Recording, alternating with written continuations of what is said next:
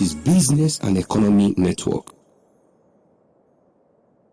Hello viewers, glad to know you are watching a program. Those of you watching us in faraway Abuja, Port Harcourt, Ilori, Kaduna, Asaba, Sokoto, Bauchi, wherever you are watching the program, those of you watching via the internet, those of you outside the shores of Nigeria, it is your program, it's our program. This is Business and Economy Network. On behalf of the production crew, I want to say thank you so very much and honor presenting this program. Don't forget, they say the small and medium scale enterprises, they form the backbone for industrialization. But in Nigeria today, how is the small and medium scale fed? Well, the companies we want to showcase to you today, they started as small and medium scale enterprises, and over the years they have evolved. Don't also forget this general saying that if you can have it, conceive it in your heart, definitely it's achievable. That is the storyline of some of this wonderful, unique organization we want to present today. My name still remains Peter Nwuche. Brace yourself up because indeed it's a loaded program. Today for Cutlight, we have integrated engineering far away in Kaduna State. And not left out for coming in focus today, we have the CEO of Micro-Golem Nigeria Ltd. And for Straight Talk, we have the CEO of KS Trust and Associates. Well, it's going to be a loaded program, and all these companies are indigenous companies doing very well in their various field of endeavors. I'll be back after this time, and please don't touch the dial.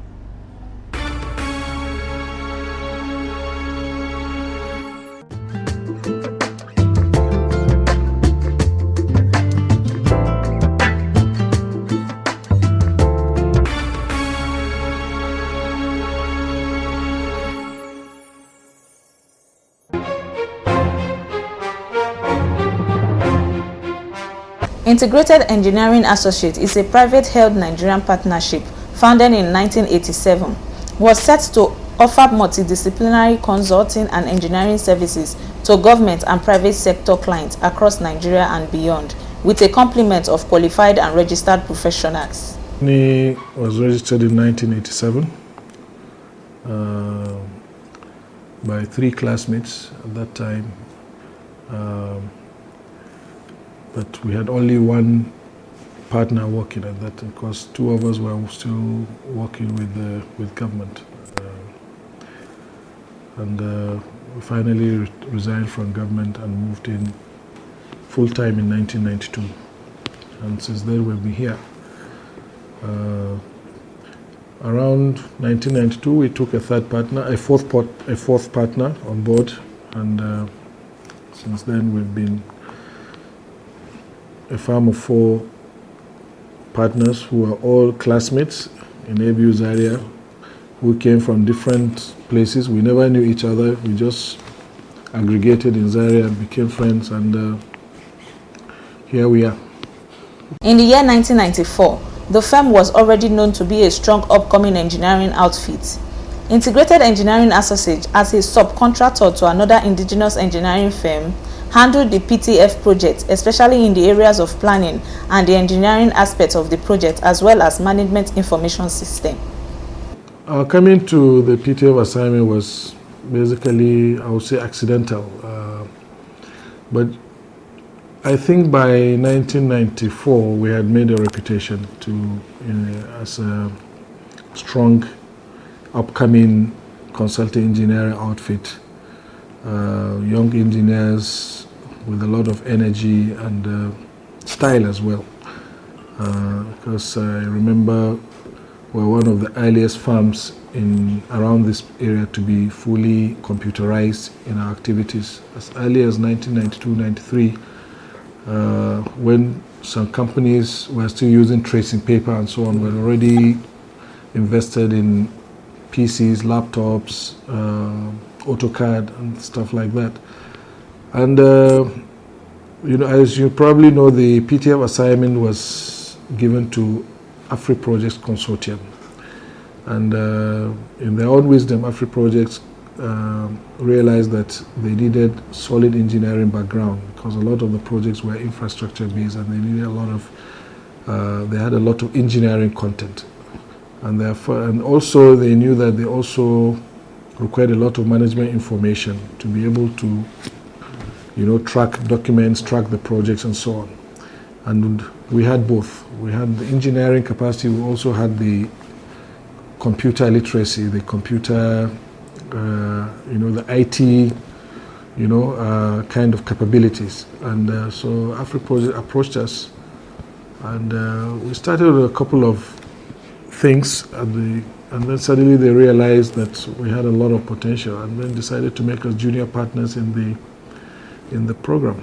So we came in as sub-consultants to AfriProject as a firm, not as individuals, and we handled most of the planning and also the engineering aspect of things for them, as well as the management information system. The entire management information system for the PTF program, I would say program, not pro. There are lots of projects under the program. So the entire program, we handle the management information system for AfriProject Consortium.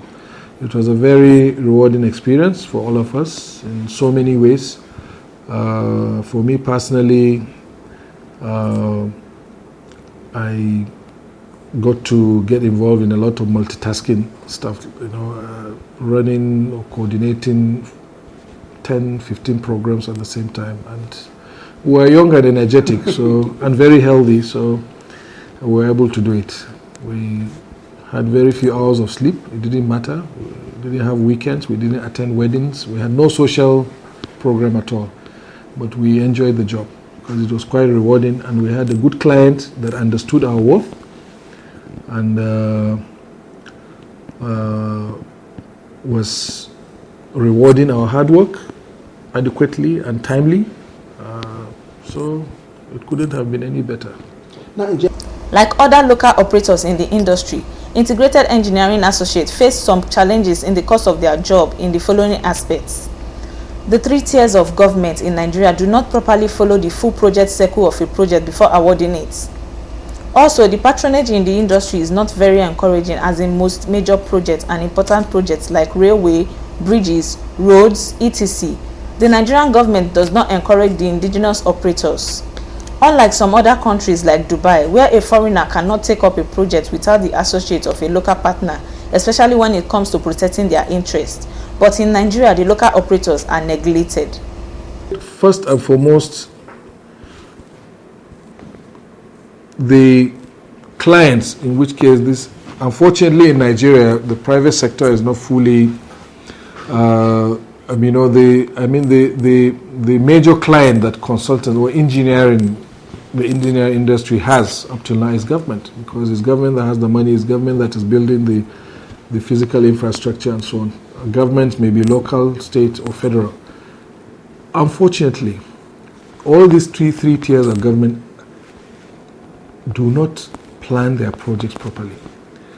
They don't follow the project cycle as it should be, from conception, whether the project is even justified, whether there is a need for the project. We don't do the needs assessment, to come to the feasibility studies, the preliminary design. You check all those things. You go there now. You move ahead to the detailed design. You finish.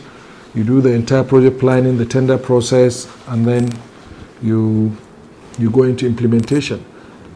Most governments do not allow the full project cycle to go on as it should be, and that is where the problem lies. When you don't plan your project well, the project is bound to fail.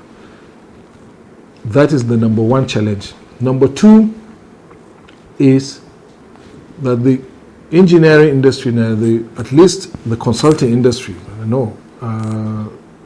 the patronage is not very, very encouraging. A lot of times, like I said, the client is so much in a hurry, and the federal government now makes use of consultants, but of course we still have issues because there are lots of important projects like the railways, the development, that the Nigerian government is not using local consultants. I mean, what's there in it that we cannot do it? A lot of countries, if you go to Dubai today, you can't come into the country and do business without associating with a local partner, and that local partner must also be the lead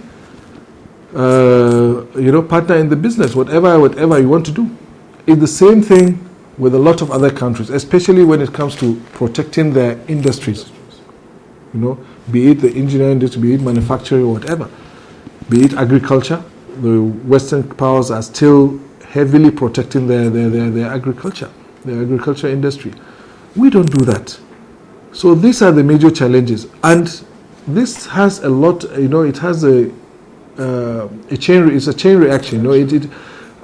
You find out that these days, because there have not been challenging projects, there have not been good projects for consultants to do, because consultants have not been patronized effectively, we do not have the projects to use to train the younger ones. And a gap is being created. Believe me, in a couple of years, if this trend continues, you will not even have capable hands to do anything. I think we're the last frontier, so to speak. We are lucky, our own generation, the institutions were still there for us to learn effectively and be able to impart skills. But, it's not even about, some people say young graduates in Nigeria today are not employable. It's not even a question of employability. You can employ them, but they are not trainable because they really, really don't have the basic knowledge, and they have not got the right education. They have not been trained well in school, and you come out, you don't have the projects at hand to be able to give them effective training, as in the same way that we in our own generation had that opportunity.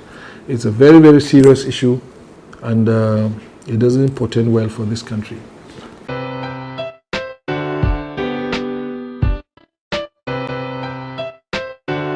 Micro-Golem Nigeria Ltd was incorporated in the year 1988. The firm is engaged in electrical engineering services, consultancy, and contracting. The brand has a team of well-qualified and experienced engineers who are supported by a group of dedicated and experienced self- and skilled labor. My name is Engineer Danganasi said. Micro-Golem Nigeria Ltd was incorporated in 1988. We are mainly engineering consultants, although maybe depending on conditions we could also handle contracting projects, but primarily we are consulting engineers. We have handled not as extensive as you may think, but they are very important projects. It includes consultancy services for the Bayelsa state government on the gas turbine projects they have in the state. We were quite instrumental in the inception and execution of these gas turbine projects, particularly the one in Kolo Creek. That is a place. Kolo Creek is the location of the gas turbine project. Micro-Golem Nigeria Ltd is therefore capable of handling any electrical power supply project from preliminary survey design and specification, contract documentation to project supervision or execution. As an added advantage to firm which operates in the Niger Delta terrain, was involved in the inception and execution of the gas turbine projects from the Bayelsa state government. Well, there is competition, and it has to be. The advantage we have is that operating in the Niger Delta, we are quite familiar with the terrain, and so that gives us an advantage over any other engineers who might be doing any jobs in the Niger Delta area, particularly in Rivers and Bayelsa State. Of the Nigerian engineer is mainly in the issue of funding. Otherwise,